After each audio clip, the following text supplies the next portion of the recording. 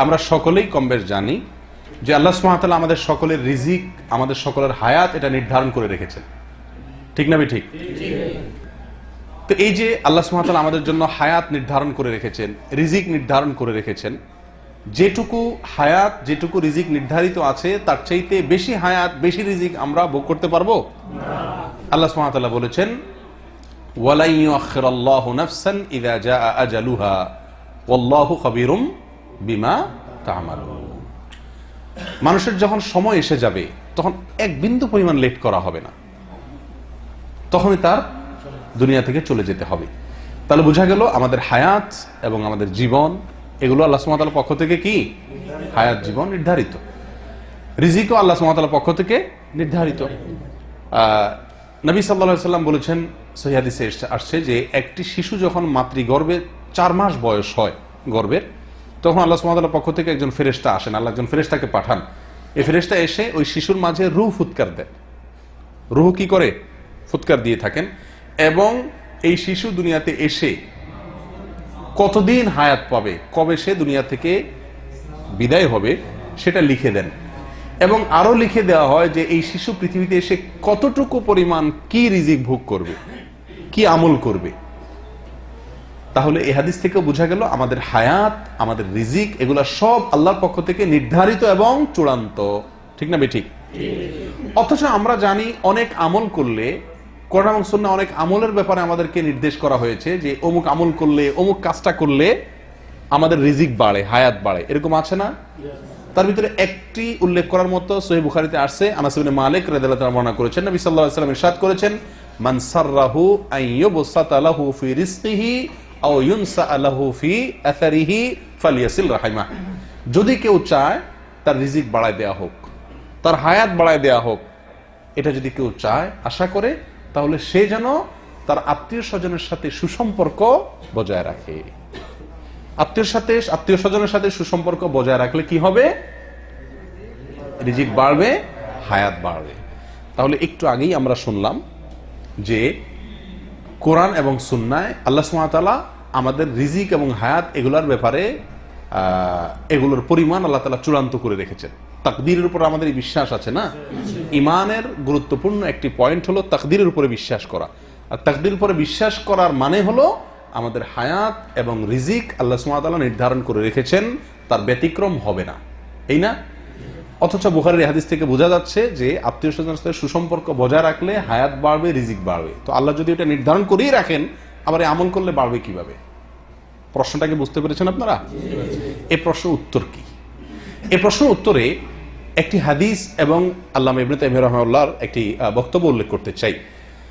তিরমিজিতে এক হাদিসে আসছে, নবী সাল্লাল্লাহু আলাইহি ওয়াসাল্লাম বলেছেন যে এক সাহাবী নবী সাল্লাল্লাহু আলাইহি ওয়াসাল্লামকে জিজ্ঞেস করছেন, ইয়া রাসূলুল্লাহ, আমরা অনেক সময় বৈধ ঝাড়ফুঁক নেই, অসুস্থ হলে, অসুবিধা হলে, ঔষধ খাই চিকিৎসা হিসাবে, সতর্কতামূলক ব্যবস্থা গ্রহণ করি সতর্কতার জন্য। তো এই যে আমরা উপায়গুলো অবলম্বন করি, আল্লাহ আমাদের জন্য যা নির্ধারণ করে রেখেছেন, এই উপায়গুলো অবলম্বন করলে কি আল্লাহর নির্দেশ, আল্লাহর নির্ধারণ, আল্লাহর ফয়সালা, আল্লাহর তাকদীরের কোনো হেরফের হয় কিনা? যদি হেরফের না হয় তাহলে এগুলো উপায় অবলম্বন করে লাভ কি? আর যদি হেরফের হয়ে যায় তাহলে আল্লাহর তাকদীর যে পরিবর্তনযোগ্য নয় সেটা কিভাবে হলো? কথা বুঝতে পারছি? তখন নবী সাল্লাল্লাহু আলাইহি ওয়াসাল্লাম ওই সাহাবীকে বলেছেন, হিয়া মিন কাদারিল্লাহ। অর্থাৎ এই যে আমরা ঔষধ খাই, ডাক্তারের কাছে যাই বাঁচার জন্য, হায়াত যাতে থাকে, যাতে না মারা যায় সেই জন্য, সুস্থ থাকার জন্য, রিজিকের জন্য আমরা যত উপায় অবলম্বন করি, এই উপায় অবলম্বন করব এবং তার ফলে সুস্থ হব, সুস্থ হওয়ার ফলে আরো কিছুদিন বাঁচবো, এগুলোও সব আল্লাহর তাকদীরে কি আছে? লিপিবদ্ধ আছে। তাহলে এই হাদিস থেকে বোঝা গেল আমরা দুনিয়াতে বেশি দিন বেঁচে থাকার জন্য, হায়াত বৃদ্ধি করার জন্য, রিজিক বৃদ্ধি করার জন্য যত আমল করি, যত কাজ করি, যত সতর্কতামূলক ব্যবস্থা গ্রহণ করি, এইগুলো করার পরে টোটাল কতদিন আমার হায়াত হবে, টোটাল কতটুকু আমার রিজিক হবে, তার সবগুলার চূড়ান্ত আল্লাহ সুবহানাহু ওয়া তাআলার কাছে ঠিকই আছে। কথা বুঝতে পারছি? এই বিষয়টি আরো পরিষ্কার হয়ে যাবে মজমুউল ফতোয়াতে আল্লামা ইবনে তাইমিয়া রাহিমাহুল্লাহর একটি কথা থেকে। তিনি বলেছেন যে আল্লাহ সুবহানাহু ওয়া তাআলা নির্দেশ করেন ফেরেশতাকে যে অমুকের রিজিক লেখো, তুমি অমুকের হায়াত লেখো, তখন ফেরেশতা লেখেন যে অমুকের জন্য এত বছর, এত দিন, এত মাস, এত ঘন্টা, এত সেকেন্ড বরাদ্দ। এটা হলো তার হায়াত। কাকে নির্দেশ করেন আল্লাহ তাআলা? ফেরেশতাকে। তো ফেরেশতা ওটা লেখেন। এরপর আল্লাহ সুবহানাহু ওয়া তাআলা তাকে নির্দেশ করেন আরো, যে তুমি আরো লেখো। কি লেখো? যে এই বান্দা যদি সে এই কাজটা করে তাহলে তার হায়াত বৃদ্ধি পাবে, এটা করলে এই পরিমাণ বৃদ্ধি পাবে। এটা হলো শর্ত সাপেক্ষে এক্সটেনশন হায়াত এবং রিজিকের মধ্যে। কথা বুঝাতে পারছি? তখন ফেরেশতা ওইটাও লেখেন। ফেরেশতা জানেন এটা লেখার পরে যে এই লোকটার নিশ্চিত এবং চূড়ান্ত রিজিক বা হায়াত কত দিনের, তার পরিমাণ কি, এটা ফেরেশতা জানেন। কিন্তু ওই যে শর্ত সাপেক্ষে এই কাজ করলে বাড়বে, না হলে বাড়বে না, এটা তার কাজের উপর নির্ভর করবে। এখন সে করে বাড়াইতে পারবে নাকি পারবে না, তার হায়াত টোটাল কোথায় গিয়ে দাঁড়াবে, রিজিকের ফিগার লাস্ট কোথায় গিয়ে দাঁড়াবে, এটা ওই ফেরেশতা জানেন না, আমরাও জানি না। কিন্তু আল্লাহ সুবহানাহু ওয়া তাআলা ঠিকই জানেন। তার মূল হায়াত, মূল রিজিকের সঙ্গে তার নেকামল করলে, ভালো কাজ করলে, সতর্কতামূলক উপায় অবলম্বন করলে যোগ হতে হতে আমাদের হায়াত কোথায় গিয়ে ঠেকবে, আমাদের রিজিক কোথায় গিয়ে ঠেকবে, সেই চূড়ান্ত শেষ পরিমাণটুকু আল্লাহ সুবহানাহু ওয়া তাআলা ঠিকই জানেন। তাহলে আমরা বলতে পারি যে আমাদের তাকদীর এবং রিজিক এটা আগে থেকে আল্লাহ তাআলা চূড়ান্ত করে রেখেছেন।